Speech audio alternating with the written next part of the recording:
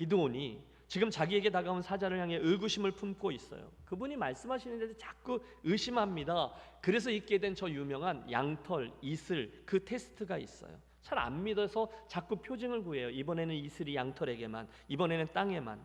만약에 하나님이 정말로 여호와 하나님이시라면, 물론 하나님은 계속해서 그의 요구에 응해 주십니다. 그리고 나서 잠시 후 오늘 우리가 함께 대한 본문입니다. 그가 제물과 음식을 준비해 하나님 앞에 가지고 나가요. 그 순간 반석에서부터 여호와의 불이 나와 그가 준비한 모든 것을 살라버립니다. 확 하고 순간 기드온이 정신이 든 거죠. 아이고 가만히 있어봐, 하나님이 정말이셨구나. 아이고 큰일 났네. 지금까지 나에게 말씀하신 분이 여호와 하나님이셨어. 순간 어마어마한 영적인 두려움이 그를 사로잡죠. 이젠 죽었다. 22절은 이렇게 돼 있어요. 그가 기드온이죠. 그가 여호와의 사자인 줄을 알고 이르되 슬프도소이다 주 여호와여, 내가 여호와의 사자를 대면하여 보았나이다 하니. 무슨 일입니까? 죄인이었던 저가 한순간 어마어마한 위기 앞에 선 것이죠. 죄인으로서 거룩하신 하나님을 배웠으니 이제 남는 것은 죽은 것밖에 없다. 구약시대 사람들은 다 그렇게 생각했어요. 두려움 가운데 벌벌 떨어요. 영적인 평안함이 완전히 깨어진 것이죠. 큰일 났다. 그런데 여러분 안심하십시오. 순간 하나님의 평강이 깨어진 그 기드온에게 당신의 긍휼을 베풀며 다가오십니다. 우리 23절의 말씀을 함께 읽겠습니다. 여호와께서 그에게 이르시되 너는 안심하라, 두려워하지 말라, 죽지 아니하리라 하시니라. 아멘. 무슨 뜻입니까? 하나님께서 지금 봐주시겠다는 것입니다. 죽지 않게 하시겠대요. 그리고 하나님이 친히 불안함과 두려움 속에 있던 기드온에게 여호와 샬롬 평강의 하나님이 되어 주셨어요. 결국 기드온이 그 하나님을 맛보고 고백합니다. 24절 기드온이 여호와를 위하여 거기서 제단을 쌓고 그것을 여호와 샬롬이라 하였더라. 죽을 줄 알았는데 하나님이 은혜를 주셨어요. 순간 저가 느꼈던 안도감을 헤아려 보십시오. 그날 그분이 저의 평강이 되어 주셨어요. 자, 이게 이제 오늘 이야기의 배경인데요. 이 말씀을 묵상하면서 저는 제일 먼저 이런 질문을 던져보았어요. 그날 기드온이, 아니 그날 이스라엘이 왜 평강을 잃게 되었을까라는 질문 말입니다. 그래서 본장을 다시 앞에서부터 읽어보았더니 맨 앞에 그 답이 나와 있어요. 하나님이 그들이 왜 그렇게 곤고하게 되었는지를 말씀해 주신 거죠.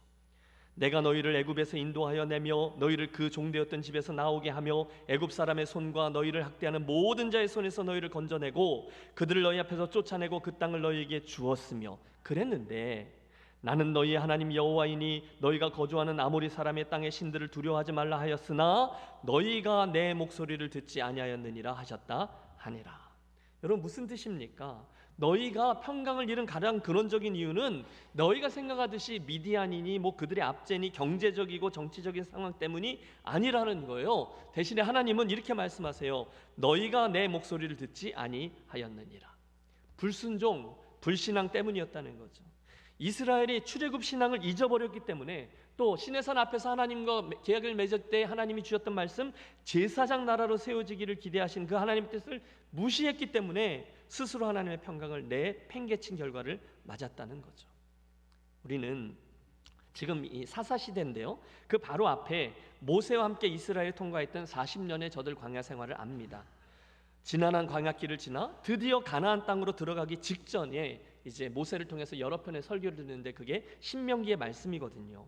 거기에 광야에서 태어나고 자란 새로운 이스라엘 세대들에게 하나님이 쉐마의 말씀을 주셨어요. 쉐마, 들으라 이스라엘, 이렇게 시작되는 말씀이죠. 우리 하나님 여호와는 오직 유일한 여호와시니 너는 마음을 다하고 뜻을 다하고 힘을 다하여 내 하나님 여호와를 사랑하라. 백성들이 아멘 했을 거예요. 너희 그 땅에 들어가서 그렇게 살고 또 너희의 후손들에게 그것을 가르치라. 하나님이 그렇게 말씀하신 거죠. 그런데 막상 약속의 땅에 들어가서는 저들이 그렇게 행하지 않았다는 거예요. 그리고 그 결과 그들의 다음 세대는 하나님의 우려 그대로 가나안 땅에 있는 신들과 우상들을 섬기기 시작합니다. 그 결과 백성이 여호수아가 사는 날 동안과 여호수아 뒤에 생존한 장로들, 곧 여호와께서 이스라엘 위에 행하신 모든 큰 일을 본 자들이 사는 날 동안에 여호와를 섬겼더라. 거기까지는 했어요. 그런데 그 다음 말씀이에요. 그 후에 일어난 다른 세대는 여호와를 알지 못하며 여호와께서 이스라엘 위에 행하신 일도 알지 못하였더라. 여러분 저를 잘 따라와 주고 계십니까? 그 후에 일어난 다른 세대, 즉 새로운 세대는 하나님의 행하신 일들을 체험하지 못했고요, 그 결과 하나님을 알지 못했다는 거예요. 그리고 그때부터 그들은 가나안 땅의 문화와 신들을 본격적으로 쫓습니다. 하나님은 그들에게 그 땅에 들어가서 이렇게 살라 하셨는데, 만일 그렇게 살지 않으면 내가 이렇게 하겠다 경고하셨는데, 그 땅에 들어가서 그 땅의 신들과 우상을 섬기면 내 반드시 너희를 징벌할 것이다, 너희가 망할 것이다, 너희가 장수하지 못할 것이다, 그리고 너희가 그 땅에서 다시 쫓겨나리라 말했는데 그렇게 행하지 않은 거죠. 결국 그것이 350년이라는 사사기간 동안 하나님의 징계와 그분의 구원이라는 이 안타까운 사이클이 적어도 12번 반복된 정확한 이유가 되었어요. 그분은 이스라엘이 그 땅에서 당신을 경외하지 않을 때 이렇게 될 거라고 이미 오래전에 말씀하셨어요. 너희가 파종한 것은 헛되리니 너희의 대적이 그것을 먹을 것임이며. 뭡니까? 흉년이 온다는 거예요. 그 다음은 다른 족속들이 들어와서 그것을 수탈해 갈 거래요. 그런데 그래도 고치지 않으면 그 땅이 결국 저희들을 토해낼 것이고 모두 다 적국의 포로로 잡혀가게 될 것이다, 하나님 말씀하셨는데, 슬프게도 이후 그들의 역사는 가나안 정복 이후에 사사시대, 그리고 왕정시대, 그리고 포로기까지 이 말씀들이 그대로 그들 역사의 현실이 되는 운명을 맞습니다. 오늘 기드온 때에도 그 일이 벌어진 거죠. 그들이 뭐만 심으면, 파종하면 미디안과 아말렉 동방 사람들이 와서 진을 치고 모든 토지 소산을 멸하고 다 빼앗아 갔어요. 먹을 게 하나도 남지 않았대요. 왜요? 그들이 하나님의 말씀대로 하지 않았기 때문이에요. 불순종 때문이었다는 거예요. 물론 기드온이나 우리들은 그 속에 있는 경제적인 이유를 봅니다. 정치적인 이유를 봅니다. 그 땅에 있는 거민들을 심판하고 쫓아내야 했는데도 그들이 주춤하죠. 왜? 광야의 유목민 출신들인 그들이 들어가 보니 농경사회예요. 거기 살던 사람들이 그들에게 농사를 가르쳐 주겠다 합니다. 우리를 죽이지 마십시오, 우리가 나무도 해다 줄 겁니다, 우리가 물도 길어다 주겠습니다 하니까 귀가 솔깃해져서 그들이 타협을 시도하죠. 듣기에는 좋아요. 전쟁보다는 그게 훨씬 더 수지 맞는 장사거든요. 경제적으로 그게 더 좋거든요. 그러나 바로 거기에 그들에게 하나님의 평강이 사라진 정확한 이유가 자리했습니다. 사랑하는 여러분, 오늘 우리의 삶의 평강이 왜 사라졌을까요? 불순종 때문이죠. 어딘지 모르게 하나님이 기뻐하시지 않는, 하나님과의 관계에 금이가 있는 부분이 있어요. 기억하십시오. 하나님이 주시는 평강, 하나님의 샬롬은 절대로 저와 여러분의 어떤 정치적인 지형이나 통장 잔액과 관련되어 있지 않아요. 대신에 하나님과의 평강은 그분과의 관계에 달려있는 줄로 믿습니다. 자, 옆에 있는 분에게 여러분 정신을 똑바로 차리고 이렇게 말해주세요. 평강은 우리의 형편이나 통장에 달려있지 않습니다. 형편이나, 한 번 더 할까요? 그분과의 관계에 달려 있습니다. 그분과의 관계에 달려 있습니다. 믿습니까? 그게 하나님의 말씀이라는 거예요. 저와 여러분의 삶이 오늘 얼만큼 형통한가, 요즘 사업이 얼마나 잘 되는가, 그것하고 하나님과의 평강은 관계가 없다는 거예요. 대신에 오늘 내가 하나님 앞에서 길을 쓰며 순종하는가 아닌가, 그것이 하나님의 평강이 임하느냐 아니냐를 결정짓는다는 거죠. 여러분 오해하지 마십시오. 이 아침에 저와 여러분이 편안함을 이야기하는 게 아니에요. 당연히 비싼 침대가 편안하죠. 그런데 그건 평강이 아닙니다. 좋은 집이 가져다주는 편안함이 있어요. 그런데 그게 인생의 평강을 가져다 주지는 못해요. 그때의 평강 얘기를 하는 거죠. 아닙니다. 평강은 늘 하나님과 나와의 바른 관계에서만 주어집니다. 우리의 영성은요, 늘 그분과의 관계에 의해 좌지우지돼요. 여러분 그때 그들의 입장에 대보세요. 뭘 안 해봤겠어요? 그 사람들한테 뇌물을 안 갖다 줘봤겠어요? 조공을 안 바쳐봤겠어요? 협상을 안 해봤겠어요? 뇌물을 안 갖다 줬겠어요? 옆 부족에게 우리 동맹 맺읍시다, 뭘 안 해봤겠어요? 그러나 근원적인 문제는 해결되지 않아요. 왜? 평강은 그런 것들로 오지 않기 때문이죠. 순간 하나님이 기드온에게 다가오셔서 말씀하시죠. 너 나와 바른 관계에서부터 시작하자.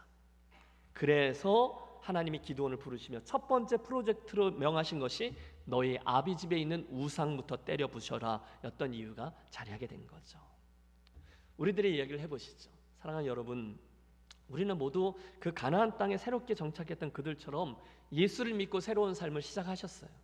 이후 그들이 경험했던 것처럼 하나님도 중간중간에 우리에게 나타나 주셨고 은혜도 주셨고 말씀해 주셨어요.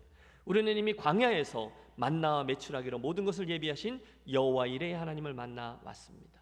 우리는 지금까지 인생 여정에 오늘도 구름 기둥과 불 기둥, 성령 하나님의 동행하심을 경험해 왔어요. 여러분, 우리 지금까지 말씀을 추적해 보시죠. 아말렉과 대신 싸워서 승리를 갖다 주신 여호와 니스의 하나님도 우리 만났어요. 아니, 마라의 쓴물을 단물로 치료해 주시는 여호와 라파의 하나님도 맛보아 알았습니다. 그러면서 어느덧 광야를 지나고 요단강도 건너고 드디어 그 가나안 땅에 들어섰어요. 처음에는 이 낯선 땅 기메에서 어떻게 사나 했는데 어느 날 정신을 차려보니 여러분 어떠세요? 그럭저럭 정착하고 생을 이어가고 있는 나 스스로를 발견합니다. 여러분, 이 기메 땅에서 스스로 중간중간 감사할 일들, 고백할 일들이 있지 않으세요? 하나님, 저와 함께 해주셨군요. 감사합니다. 간간히 승리의 노래들도 여러분 불러오셨죠. 이건 하나님의 은혜를 주신 거야. 우리 또 중간중간 결심도 합니다. 내가 이제 이 감격을 잊지 않고 그분만을 경외하면서 내가 살아봐야지. 그때 저들이 누구냐? 가나안에 들어온 이스라엘 백성들이라는 거예요. 딱 거기까지 좋았어요. 그런데 문제가 뭡니까? 어느덧 우리도 그때 이스라엘 백성들과 똑같은 경험을 하기 시작하는 거예요. 그 사람들이 그랬던 것처럼 먹고 사는 문제에 집중하다 보니 어느덧 신앙인으로서 하나님 앞에서 모자란 부분들이 생기기 시작하고 희미한 부분에 대해서 그들처럼 타협하기 시작합니다. 때로는 정직하지 못한 것인 줄 알면서도, 때로는 어떤 것이 죄인 줄 알면서도, 어떤 것을 하나님께서 기뻐하시지 않는 우상 숭배라는 것을 알면서도 그냥 옆에 있는 분들이 다 그렇게 하니까, 당장 이 땅에서 우리 아이들부터 키워야 되니까, 당장 대출 이자를 갚아야 하니까, 당장 저들과 싸우지 않고 평화롭게 지내야 하니까 좋은 게 좋은 거지, 한 가지 두 가지 타협하며 살기 시작합니다. 그래서 문제 가운데 빠졌죠. 그때 어느덧 우리들의 형편을 보세요. 이스라엘과 기드온처럼 하나님과의 평화, 하나님 주시는 평강을 서서히 잃어버립니다. 이게 문제의 본질이에요. 미디안의 압제가 시작되고 우리의 평강이 어디론가 사라져 버렸어요. 다시 한번 강조합니다. 사랑하는 여러분, 저와 여러분의 편안함 말고 평강 말입니다. 그 평강은 지금 얽혀있는 그 사업상의 문제가 해결된다고 다시 주어지지 않아요. 지금 저와 여러분에게 있는 평강은 지금 여러분이 가장 에너지를 많이 쓰고 신경 쓰고 있는 그 일, 그 학교 입학, 그 계약 성사, 그 문제 해결과 관련되어 있지 않아요. 대신에 저와 여러분의 진정한 평강, 여호와 샬롬은 저와 여러분이 언제든 빨리 하나님께로 돌이켜 진심으로 그분과의 관계를 회복할 때 하늘로부터 임하게 되는 은혜인 줄로 믿습니다. 우리가 갖는 게 아니죠. 그분이 주시는 거예요. 그분이 여호와 샬롬 평강이세요. 이에 관한 말씀들이 계속됩니다. 레위기 26장을 보면 내가 그 땅에 평화를 줄 것인즉 너희가 누울 때 너희를 두렵게 할 자가 없을 것이며, 하나님이 평화를 주시는 분이에요. 민수기서에서도 말씀합니다. 너희는 이스라엘 자손을 위하여 이렇게 축복하여 이르되 여호와는 내게 복을 주시고 너를 지키시기를 원하며 여호와는 그의 얼굴을 내게 비추사 은혜 베푸기를 원하며 여호와는 그 얼굴을 내게로 향하여 드사 평강 주시기를 원하노라 할지니라. 여러분, 이게 아론의 축도인데 여호와 그분이 평강을 주시는 분이래요. 예레미야서 29장에는 이런 말씀이 있어요. 너희를 향한 나의 생각을 내가 아나니 평안이요. 하나님은 우리들에 대해서 평안을 생각한다는 거예요. 재앙이 아니라 너희에게 미래와 희망을 주는 것이니라. 이사야 선지자 26장입니다. 주께서 심지가 견고한 자를 평강하고 평강하도록 지키시리니 이는 그가 주를 신뢰함이니이다. 하나님은 계속해서 당신이 평강이요, 그 평강을 당신이 주신다라고 말씀합니다. 신약 예수님도 마찬가지죠. 수고하고 무거운 짐진 자들아 다 내게로 오라 내가 너희를 쉬게 하리라. 참 안식, 참 평안은 당신이 줄 수 있다는 거예요. 거짓 안식이 아니에요. 참 안식 말입니다. 사도 바울도 오늘 우리가 함께 대한 두 번째 본문에서 이렇게 얘기하죠. 아무것도 염려하지 말고 다만 모든 일에 기도와 간구로 너희 구할 것을 감사함으로 하나님께 아뢰라. 그리하면 모든 지각에 뛰어난 하나님의 평강이 무엇이요? 하나님의 평강이 그리스도 예수 안에서 너희 마음과 생각을 지키시리라. 또 너희는 내게 배우고 받고 듣고 본 바를 행하라. 그리하면 평강의 하나님이 너희와 함께 계시리라. 여러분, 평강은요 처음부터 하나님 그분에게 속해 있는 성품이에요. 그분이 평강이세요. 그분이 여호와 샬롬이세요. 자, 이상의 말씀을 들으신 사랑하는 성도 여러분, 그렇다면 이번 시리즈 설교를 통해서 우리가 매번 던지는 질문을 만나보세요. 자, 우리가 우리의 하나님을 저기 계신 하나님이 아니라 평강의 하나님, 나에게 여호와 샬롬의 하나님이다라는 사실을 믿는 것은 무엇을 구체적으로 의미합니까?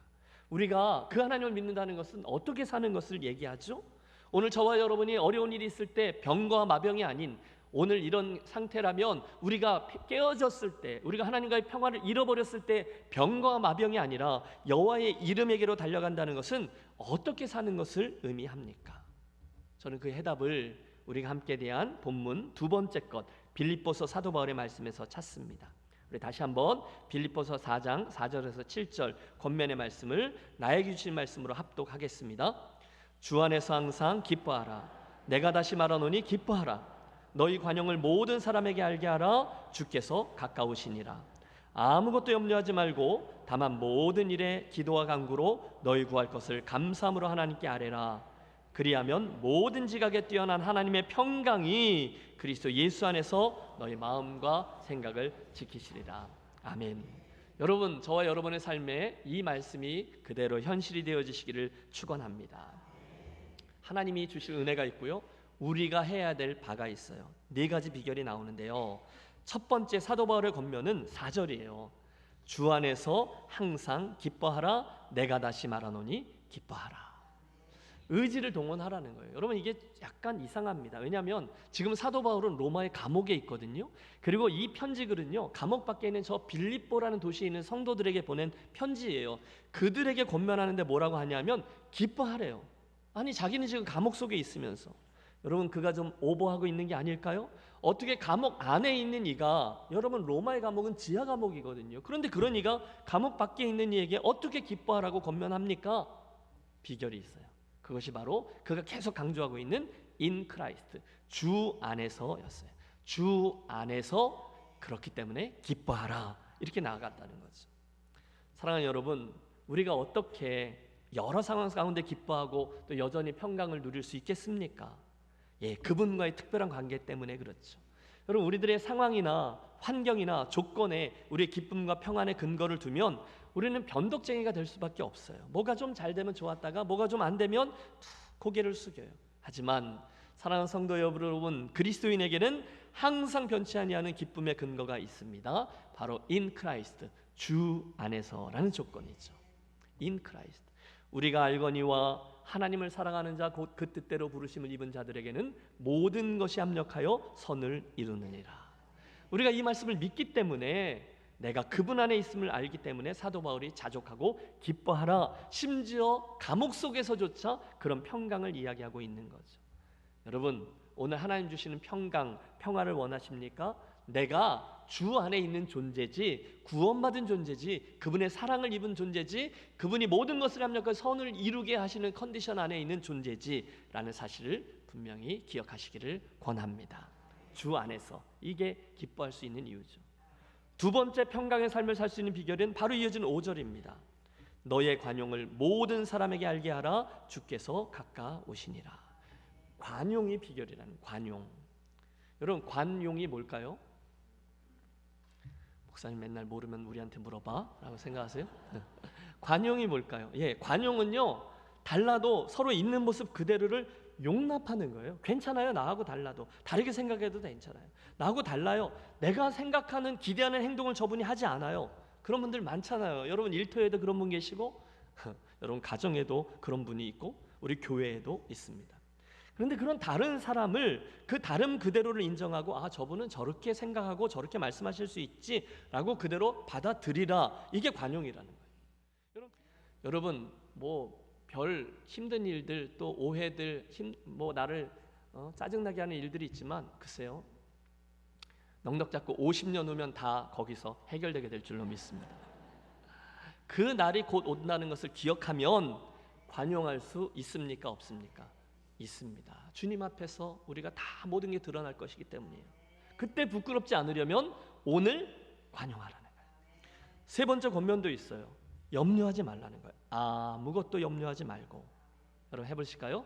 아무것도 염려하지 말고. 그러면 오늘 이 말씀을 들으며 여러분 이 아침에 내가 그거 염려하지 말아야지 결단하게 되시기를 바랍니다. 여러분, 염려거리가 우리에게 늘 있어요. 근데 염려가 무엇일까요? 잘 생각해 보세요. 염려는요, 내가 통제할 수 없는 것에 대한 근심을 말해요.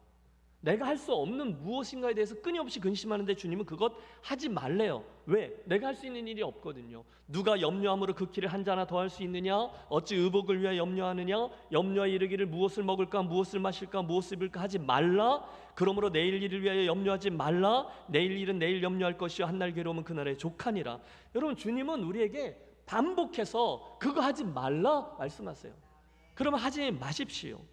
잘 모르겠지만 일부러 염려하지 않기로 아예 작정하십시오. 여러분, 이 아침에 그 작정 결단하시기를 바랍니다. 일부러 염려하지 않기를 선택하는 거예요. 여러분, 우리들 염려의 가장 근원을 파내려가 보면요, 염려의 본질은요, 그 상황과 환경과 여건 때문에 아니라 하나님이 없다라고 생각하는 나의 불신앙 때문임을 알게 됩니다. 하나님이 나와 함께 하시고 이 모든 상황을 주관하고 계시다는 사실을 실은 내가 믿지 않기 때문에 염려하는 거예요. 하나님이 안 도와주시면 어떡하지? 혹시 하나님이 안 도와줄지도 몰라. 이게 염려예요. 그러므로 염려하지 말라라는 주님의 말씀은 저와 여러분에게 믿음을 요구해요.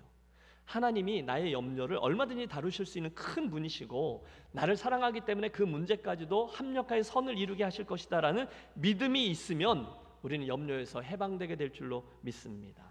그러므로 이 말은 가능해요. 믿음으로 염려를 묶으십시오. 옆에 분에게 해주세요. 믿음으로 염려를 묶으십시오. 믿음으로 염려를 묶으십시오. 그것이 평강을 가져오는 세 번째 비결이라는 거예요. 염려는 저와 여러분의 삶에 늘 있을 거예요. 계속 찾아올 겁니다. 그런데 하나님 선하시지라는 믿음으로 염려를 묶으라는 거예요. 평강이 올 것입니다. 마지막 비결이 있어요. 아무것도 염려하지 말고, 네, 알겠어요. 그 다음에는요, 오직 모든 일에 기도와 간구로 기도하라는 거예요. 그런데 너희의 구할 것을 감사함으로 하나님께 아뢰라. 여러분, 염려하지 말고 뭐 하라고요? 기도하래요. 그것도 감사로 기도하래요. 왜요? 그게 평강에 이르는 길이라는 거죠. 여러분, 정말로 이게 맞습니다. 감사는요, 감사를 기도하라 그러는데, 감사는요, 내 과거의 축복 그리고 현재의 은혜를 내가 근거로 하기 때문에 믿음으로 미래의 것들, 이것도 하나님 결국 축복으로 바꿔주실 것이다라고 미리 고백하는 것이거든요. 그러므로 감사가 가능한 거예요. 전에도 그랬거든요. 오늘도 이러하거든요. 그러므로 이 문제거리도 사실 하나님이 합력하여 선을 이루게 하시리라, 하나님 뜻이 최선으로 이루어지리라, 나에게 반드시 유익하리라를 믿기 때문에 감사로 기도하라는 거예요.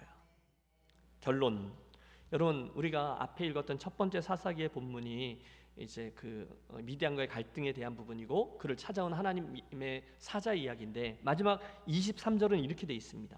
여호와께서 그에게 이르시되 너는 안심하라, 두려워하지 말라, 죽지 아니하리라 하시니라. 기드온이 여호와를 위하여 거기서 제단을 쌓고 거기를 뭐라고 불러요? 여호와 샬롬이라 하였더라. 사랑하는 성도 여러분, 우리들의 인생에 별일들이 많지만, 우리들의 인생에 오늘도 구할 게 많이 있지만, 그 가운데 하나님의 평강, 여호와 샬롬인 그분을 우리 함께 구하겠습니다. 하나님, 제게 임재해 주십시오. 오 주님, 제게 하나님의 샬롬, 하나님의 평강이 필요합니다. 그날 기드온을 찾아오셨듯이 오늘 이 아침 이 예배 시간에도 저를 찾아와 주시옵소서. 그리고 이건 기도고요, 우리들의 의지를 동원하는 거죠. 사도 바울의 권면 4가지, 그렇게 순종함으로 평강을 누리시기 바라요. 뭐죠? 첫째, 주 안에서 기뻐하십시오. 다른 것 때문이 아니에요. 그분 안에 있기 때문에. 두 번째, 같은 이유로 나와 다른 분들에 대해서 관용하십시오. 잘 안 되시죠? 그러나 주께서 가까우시니라를 기억하시면 그게 가능하게 되는 거죠. 세 번째, 뭘 하지 말라고요? 염려하지 말라는 거예요. 일부러 염려하지 않기를 선택하는 거예요. 그리고 마지막, 어떻게 기도해요? 감사로 기도하십시오. 그리하면 모든 지각에 뛰어난 이 모든 것들을 다 포함하고 남는 그분의 평강이 그리스도 예수 안에서 우리의 마음과 생각을 지켜주실 것을 믿습니다. 바로 그 평강의 하나님 여호와 샬롬을 내 기도 제목으로 삼고 그분을 믿고 실제로 구하고 그분을 누리는 근사한 평강의 사람 되어지시기를, 이번 한 주간 그렇게 평강을 실험하고 승리의 소식들 가지고 돌아온 여러분 되시기를 주님의 이름으로 축원합니다.